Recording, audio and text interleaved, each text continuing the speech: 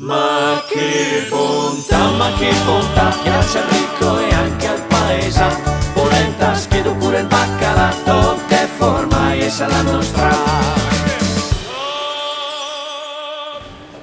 Ben ritrovati a Brescia in tavola, è inutile che ti alzi, questa sei, questa rimani. Oggi vi raccontiamo le piude, diciamo il perché, il motivo di alcune nostre ricette tipiche dell'Alta Valle Camonica, di Monno per la precisione, perché la nostra Patrizia, titolare della trattoria Villa Glori, è originaria di quella zona e quindi ci ha passato queste belle ricette. Piude quindi, 3 patate crude, 3 uova, 500 g di farina, burro, salvia, formaggio grattugiato e sale. Allora, per il nostro impasto, gonde tagliare le patate a mo' crude e le frulliamo insieme a œuf, ok? Benissimo. Poi aggiungiamo la nostra farina e gonde formare un composto ben stagno. Una volta che conforma, Che sei lì? ma uno scalfaretto, mi è scappata Ma all'asti. dai che sta in televisione, non che cosa? Mi è scappata all'asti del scalfaretto. Del chi? Se mio cosa è scalfaretto? Ma che bontà! Ma che bontà!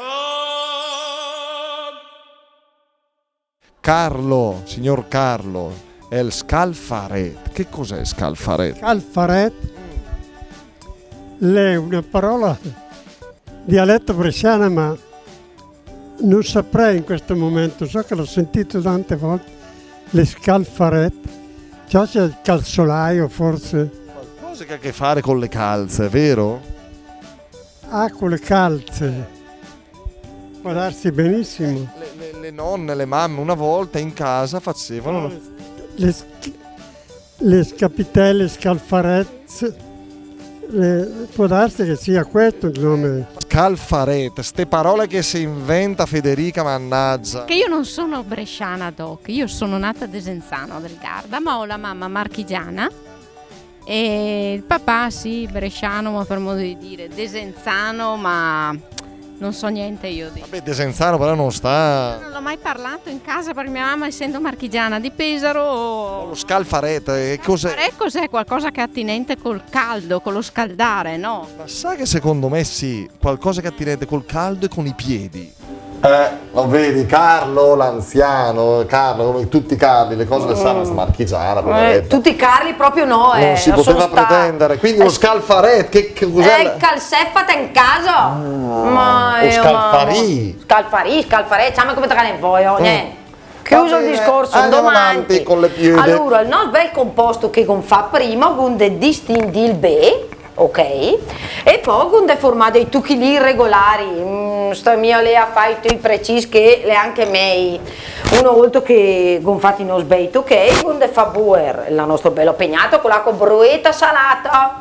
Bella calda. Quando la voi sbatto un deter le nostre piude che gonfate precedentemente, quando le ve a gala e a cote, tipo i gnocchi.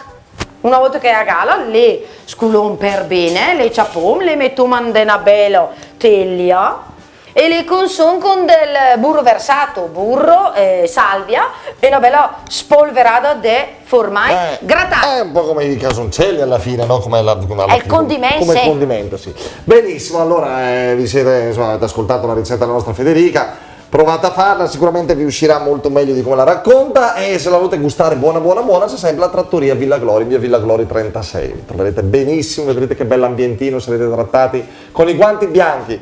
Pure a te devo mettere i guanti per toccarti, pensa un po'. Ci vediamo alla prossima. Grazie, arrivederci. Ma che bontà! Le ricette e le puntate di Brescia in Tavola sul sito internet bresciaintavola.com.